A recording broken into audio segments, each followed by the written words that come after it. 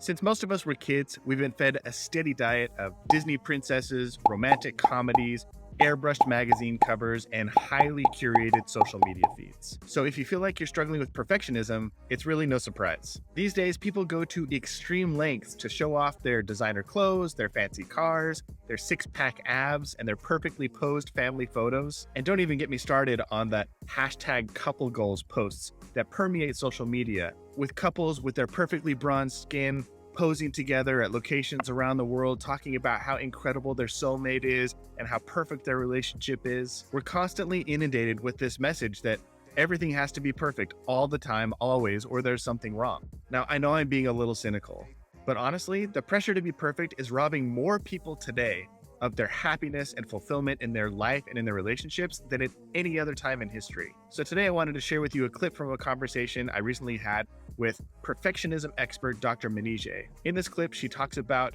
perfectionism, where it comes from, why it's so dangerous and hazardous to our relationships, and she gives some tips on what we can do about it. It may seem like a positive trait, but in the essence, perfectionism actually is very debilitating and it causes a lot of disconnection in our lives with ourselves and our partners and our friends because perfectionism is this very toxic, very unhealthy, unrealistic expectations of ourselves. We can all kind of guess that perfectionism means that you want to do things perfectly. It's a quest to be perfect. That is all maybe simplified version of it. But underneath that, there's this kind of like war you have within yourself where nothing you do is ever good enough and that there's always more to do.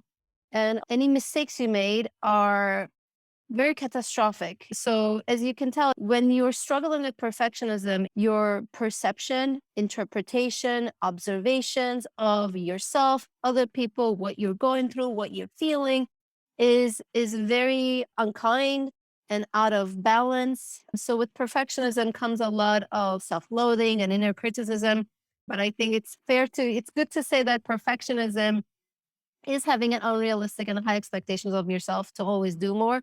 And it is not, again, a positive trait. It's not a compliment to be dealing with perfectionism. It's actually the cause and symptom of anxiety, depression, addiction. It could be a trauma response for some people. One of my clinical specialties is obsessive compulsive disorder.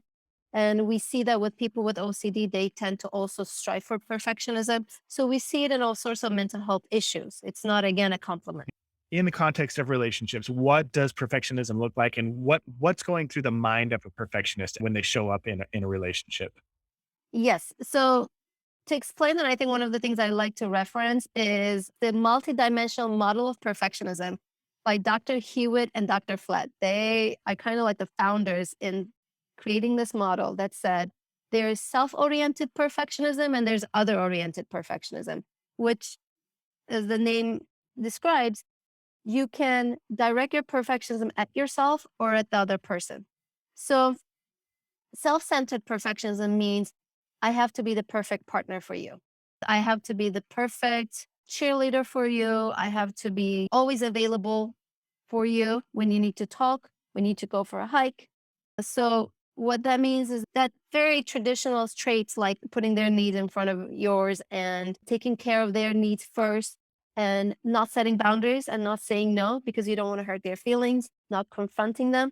But as you can see, you do all of those things because at the end, your belief is if you're happy, I'm happy. Or if you're happy with me, then I'm happy with myself. It must mean I'm doing something right. It must mean it's like your validation and your worth as a human is based on the approval and validation that you get from others. So if I am doing a good job making you happy and making sure that life is going well for you and that your needs are getting met, then that means I'm doing a good job as a husband or as a provider or as a wife or as a partner or a co-parent or as a parent. Like you can do this with your kids too, I'm sure, and friends. And what's on the other side of that? Like, let's say if you're married and your partner is not happy, what's going through their mind in those moments where they're sacrificing so much of themselves, but the relationship still isn't working. Their partner's still unhappy or upset or gets frustrated with them.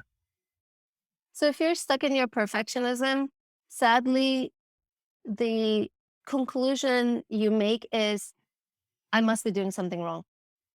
And Something wrong with me. yeah. something wrong with me. And again, that perfectionism, the finish line is never, you never arrive there.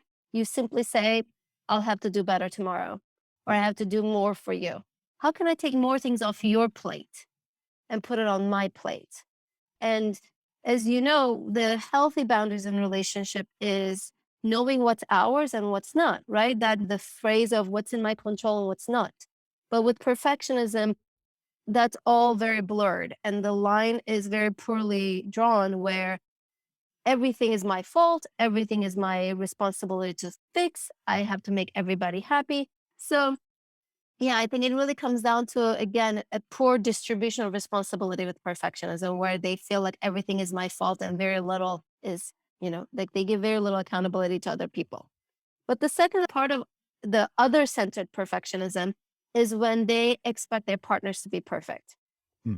And that shows up a lot in parenting. I'm afraid we as moms, very guilty of that, where, and I know I had to work on this myself when my daughter was first born 5 years ago. There's that whole like, you complain that your partner, the father, is not helping a lot, but when you give them a task, you're right over their shoulder supervising them. Rigidity is another big trait of perfectionism, Interesting. because there's this, again, very specific way they will like to see things happen. And it's not because they are arrogant and they think they know the best. It's actually their inner dialogue is, if it doesn't go this way, then there's a bigger chance that it will be imperfect. And imperfections are unacceptable. The mistakes are unacceptable.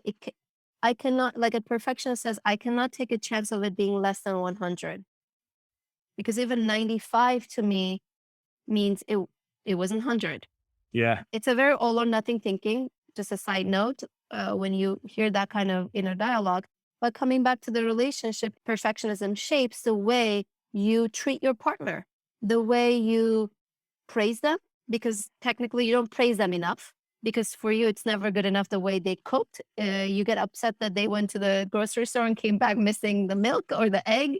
With parenting, you have an opinion on how everything should be done. And so it really kills the connection in the relationship, because look, at the end of the day, we all need to and deserve to feel good about ourselves. And first and foremost, it's my job to love myself and have ongoing self awareness, self acceptance, self compassion. But there's another piece to this, that when I'm in my relationship with my marriage, I also need my partner to see me in a positive light and always give me constructive feedback, but also lift me up and think positively of me.